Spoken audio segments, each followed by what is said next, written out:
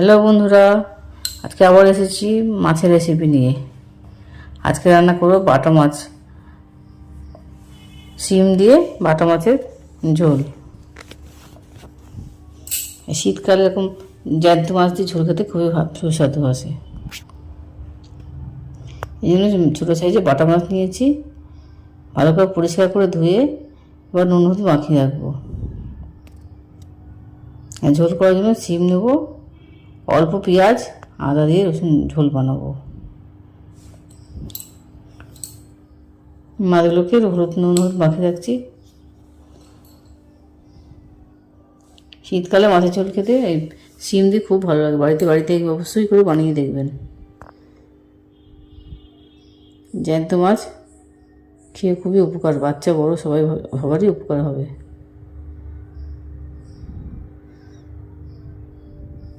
এই বাটা মাছ রোগীর পথ্য হিসেবেও ব্যবহার হয়। কড়ার মধ্যে তেল দিয়ে তেলটাকে গরম করে মাছগুলোকে এক এক করে ভেজে নেব।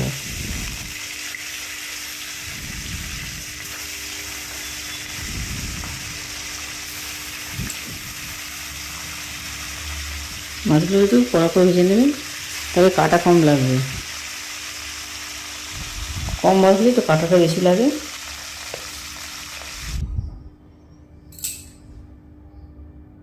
একটু লাল লাল করে ভাজলে আর কাঁটাটা লাগবে না মুখে।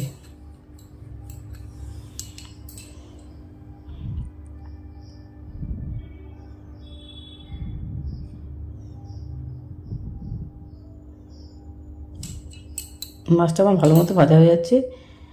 বাকি যে কটা মাছ ছিল সেই মাছটাকে ভালো করে আমি ভেজে নিচ্ছি, উল্টে পাল্টে করে ভেজে নিচ্ছি।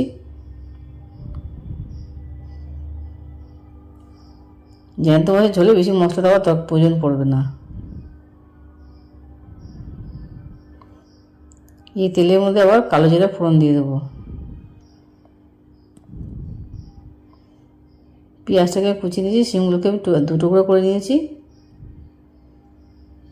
এর মধ্যে আপনারা আলু মেশাতে পারেন, আমরা আলু দিয়ে নিই। কালো জিরাটা দিয়ে দিলাম। ওর মধ্যে অল্প পেঁয়াজ দুখানা দিয়ে কেটে রেখেছিলাম, ওরা দিয়ে দিচ্ছি।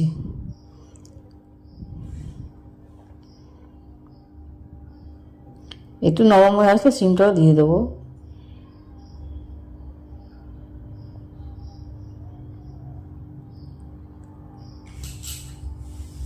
পেঁয়াজটাকে একটু নেড়ে চেড়ে নেবেন। শিম আর পেঁয়াজ একসঙ্গে ভাজা হবে।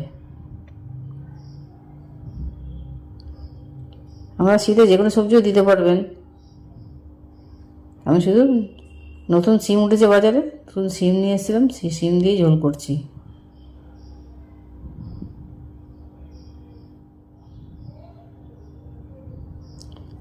একটু ভাজা ভাজা হয়ে আসলে তারপরে মশলাগুলো দেবো এক এক করে। হলুদ গুঁড়ো লঙ্কা গুঁড়ো দিয়ে দিচ্ছি, পরিমাণ মতো হলুদ গুঁড়ো লঙ্কা গুঁড়ো দিয়ে দিচ্ছি। আপনারা যদি কাঁচা লঙ্কা খেয়ে থাকেন কাঁচা লঙ্কা দিয়ে দিতে পারেন।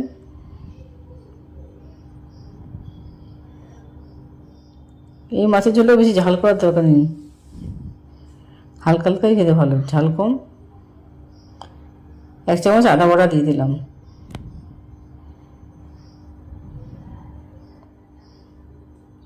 দিয়ে সময় ভালো করে কষাবো। আমি একটু টমেটো পিউরি করে রেখেছিলাম, ওটাকেও দিয়ে দিচ্ছি।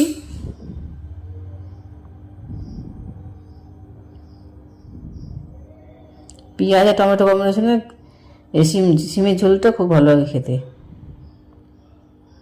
আন্দাজ মতো নুন দিয়ে দিলাম। এই রান্না বাড়িতে অবশ্যই একটু ট্রাই করে দেখবেন। পছন্দ হলে লাইক এবং সাবস্ক্রাইব করবেন।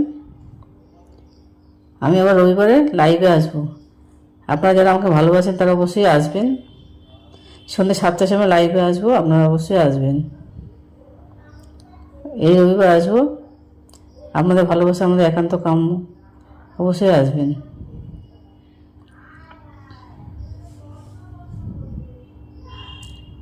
পরিমাণ মতো জল দিয়ে দিলাম। বেশি জল দেওয়ার দরকার নেই, শিমটা যাতে যেমন সিদ্ধ হয়ে আছে। এবার আমি মাছটা দিয়ে দিচ্ছি।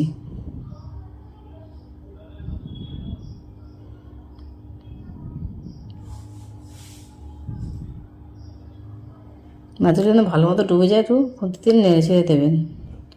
গ্যাসটা কম করে দেবেন, যাতে আস্তে আস্তে করে ঝোলটা ঢোকে, মাছের ঝোলটা মধ্যে মাছটার মধ্যে ঢুকে যায়।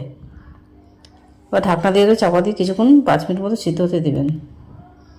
দেখুন বেশ ভালো মাখা মাখা হয়ে এসছে, শিমের সঙ্গে মাছের সঙ্গে মাখা মাখা ঝোল হয়ে এসছে। রেডি আমার মাছের ঝোল, বাটা মাছের ঝোল। গরম ভাত দিয়ে দুর্দান্ত হবে।